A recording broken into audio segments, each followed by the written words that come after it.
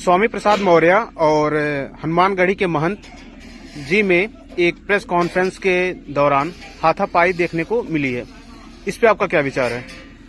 देखिए, समाचार चैनलों के माध्यम से बड़ी दुखद सूचना यह मिली है कि सनातन धर्म को बदनाम करने के लिए, सनातन धर्म की आस्था को चोट पहुंचाने के लिए जो यह एक उपक्रम चल रहा है विधर्मियों द्वारा, उसी क्रम में यह हुआ है कि हमारी आस्था का केंद्र हनुमानगढ़ी के मेन पुजारी जो हैं श्री राजू दास जी, उनके ऊपर स्वामी प्रसाद मौर्य और उनके समर्थकों द्वारा हमला किया गया है, जिसकी मैं कड़ी से कड़ी शब्दों में निंदा करता हूं। और पूरा हिंदू समाज, पूरे सनातन धर्म प्रेमी इस बात की कतई स्वीकार नहीं करेंगे कि हमारे किसी पुजारियों पर, हमारे संतों पर इस प्रकार के हमले हों। और जो उन्होंने टिप्पणी की है रामचरितमानस पे और उनका विरोध नहीं किया जा रहा है उनके पार्टी के द्वारा, उस पर आप क्या कहना चाहेंगे? देखिए, हमारे संविधान में ऐसी प्रक्रिया है कि सभी लोग हिंदुस्तान में सभी लोग अपने अपने धर्म का पालन करें और दूसरे धर्मों में कोई हस्तक्षेप करने का किसी का अधिकार नहीं है। स्वामी प्रसाद मौर्य खुद महसूस करते हैं, खुद भी बता चुके हैं खुले मंचों पे कि वो बौद्ध धर्म अपना चुके हैं, हिंदू धर्म उनका है नहीं। तो फिर हिंदू धर्म की भावनाओं के साथ खिलवाड़ करना, हिंदू धर्म को की आस्था को बार बार चोट पहुंचाना, यह सिर्फ एक कुकृत्य है उनके द्वारा कि किसी की आस्था पर चोट पहुंचाया जाए।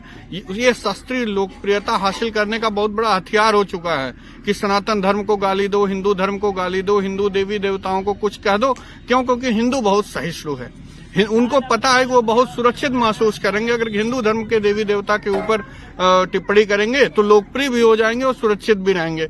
यही अगर दूसरे धर्मों के किसी देवी देवता के ऊपर अगर वो कर दें, जितना विज्ञान की कसौटी पर सनातन धर्म कसा जाता है उसका 10% भी अगर किसी धर्म को विज्ञान की कसौटी पे, आधुनिकता की कसौटी पे, तर्कों की कसौटी पे कस दीजिए तो 10% कोई धर्म खड़ा नहीं उतर पाएगा। आखिर में बार बार विज्ञान के नाम पे, तर्क के नाम पे हिंदू धर्म को ही क्यों बदनाम किया जाता है? क्यों? क्योंकि हिंदू सहिष्णु है।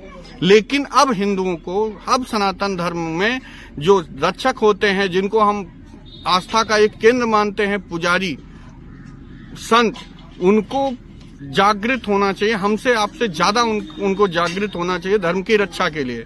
अभी हम लोगों ने कुछ दिनों पहले देखा कि एक लोकेश मुनि जी थे, जैन धर्म के संत हैं, लेकिन वहां पर कौमी एकता के नाम पर सभी धर्मों को जुटाकर, मदनी एक मौलाना थे, उन्होंने बयान दिया कि जब राम नहीं थे उसके पहले से अल्लाह थे। वहां पर जैन धर्म के एक संत प्रतिकार करके सभा छोड़कर चला गया, लेकिन हमारे हिंदू धर्म के जो वहां पे बैठे थे संत, वो वहीं बैठे रह गए।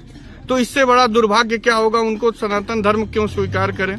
हमको उस प्रकार के संत भी नहीं चाहिए। जो बात आ जाए धर्म की रक्षा की तो वहां चुप हो जाएं, कम से कम बोलें तो, जागृत तो करें हिंदू समाज को। हमको अब बागेश्वर धाम चाहे चमत्कार वो करते हों न करते हों, उससे हमें कोई लेना देना नहीं, लेकिन सनातन धर्म की जब रक्षा की बात आती है तो उनका जागृत स्वभाव जो होता है वो हमको पसंद आता है, वो सभी हिंदुओं को पसंद आएगा। अब हमें राजू दास जैसे संत ही चाहिए जो खुल के प्रतिकार करें। अगर कोई सनातन धर्म पर, हिंदू धर्म पर की आस्था पर चोट पहुंचाए तो उसका खुलकर प्रतिकार होना चाहिए।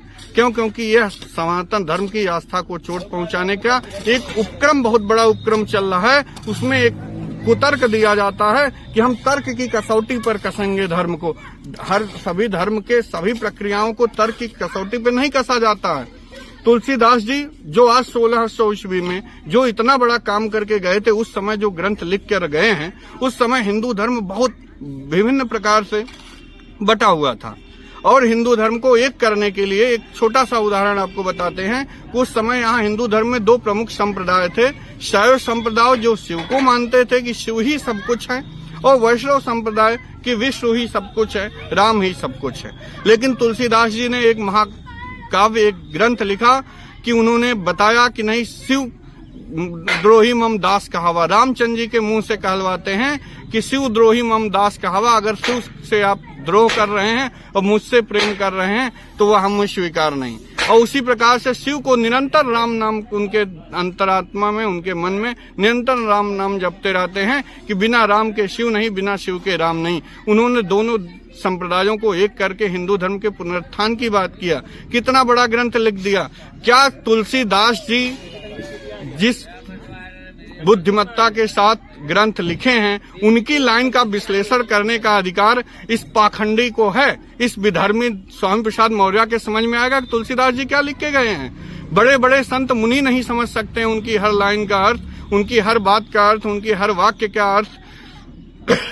ये अपने आप को खुद उसका क्रिटिकल एनालिसिस करने वाला बनता है, इसको अधिकार है। और जब यह बौद्ध धर्म अपना चुका है तो हिंदू धर्म में क्या अच्छा है क्या बुरा है हिंदू धर्म वाले आपस में समझ लेंगे। आप किसी भी धर्मी को, किसी दूसरे धर्म वाले को यह बिल्कुल अधिकार नहीं है कि किसी के धर्म में हस्तक्षेप करें। न तो यह अधिकार समाज देता है, न तो यह अधिकार अध्यात्म देता है, न तो यह अधिकार हमारा संविधान देता है। बहुत बहुत धन्यवाद।